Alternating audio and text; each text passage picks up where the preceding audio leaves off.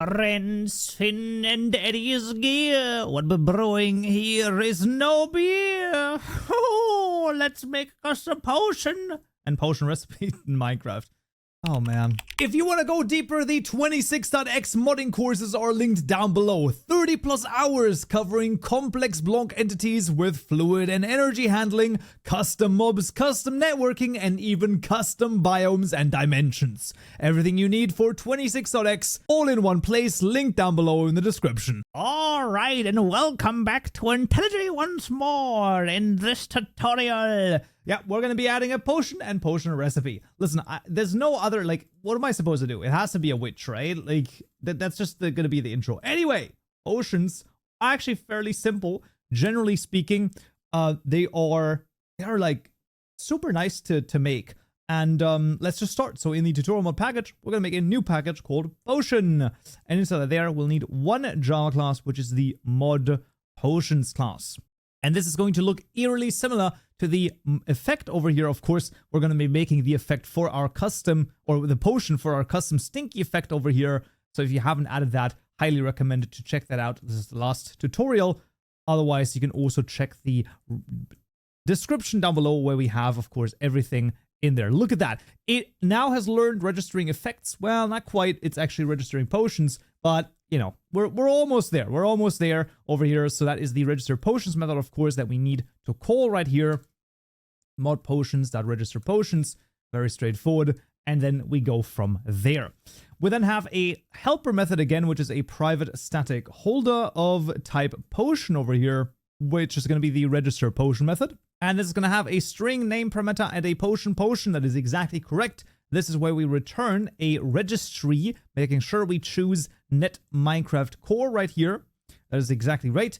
And then we do registry for holder, built-in registries.potion, and then an identifier from namespace and path with tutorial mod.modid, the name, and then here, after the first closing parenthesis, the potion right here. Oh, and here we have the first thing, and that is, why is this not working? Because you have to take a look at your imports and take a look at the potion class. Did it import net Minecraft client color item potion? Then you are wrong. You need to import, very importantly, net Minecraft world item alchemy. Super easy mistake to make, so double check that. Very, very important. And now with the right class imported, everything is going to work. Absolutely fantastic. And now to register the potion, it's a public static final holder of type potion, which is the stinky underscore potion, equal to the register potion method, where of course this is the stinky underscore potion, then a new potion right here, where we need to give it the name once again, stinky potion, and then a new mob effect instance, which is mod effects.stinky, duration of 1200 and an amplifier of 0. We can do false, but we don't have to over here. We can also just do this because that is done automatically as the constructor here is overloaded to quite a crazy degree, so no worries there at all. And that is actually the potion registered. Very straightforward.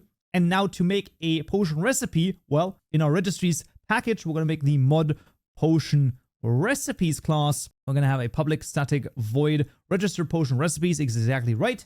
Here we're going to use the fabric potion brewing builder that register. Then we start typing in builder, and you can see we get this build callback right here. This is a lambda, and then here we can say builder.register potion recipe, for example, potions.awkward. Then we put in an ingredient of items.dirt. And then we put in mod potions.stinky potion. So that means if we have awkward potions at the bottom of the brewing stand and we put dirt at top, then we get stinky potion. There we go. We call this method over here at the bottom of the tutorial mod class, mod potion recipes, register potion recipes, and that is it. The final step here is very important, and that is going to be the translation. The translation is for the potions themselves, and the translation looks like this. You can see these are item.minecraft. The reason is because the items for the potion are generated automatically. That means that there's not really the easiest way to refer to them. Maybe they have at this point an easier way to refer to them, but generally speaking, those are generated automatically. That's why they're under the Minecraft namespace, and so there is a possibility if you have your you know, your stinky potion and then someone else registers a stinky potion as well, that they would theoretically clash with each other. So you could add to the names here your mod ID, things like that. But generally speaking, if that actually does happen, then you can always do that after the fact as well. So no worries there at all. But that is the whole idea of the potions. So now let's jump in the game and brew some potions. All right, fans, we're back in Minecraft, and let's just take a look right here. If I put in dirt, you can see it is going to start,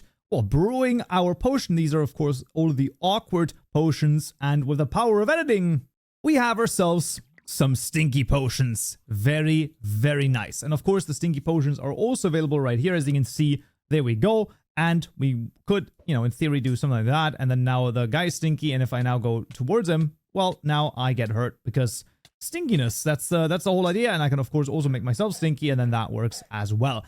Absolutely fantastic. And that is custom potions over here and potion recipes added to Minecraft. Awesome. And that's going to be it for this tutorial right here. Thank you so much for watching, and thank you for all the support on Patreon and on YouTube. Don't forget, if you join as a Stonebricks member on YouTube, you can get up to 14 days of early access, including this video right here, where we'll add a custom damage source for stinkiness. Hope to see you there. So, yeah.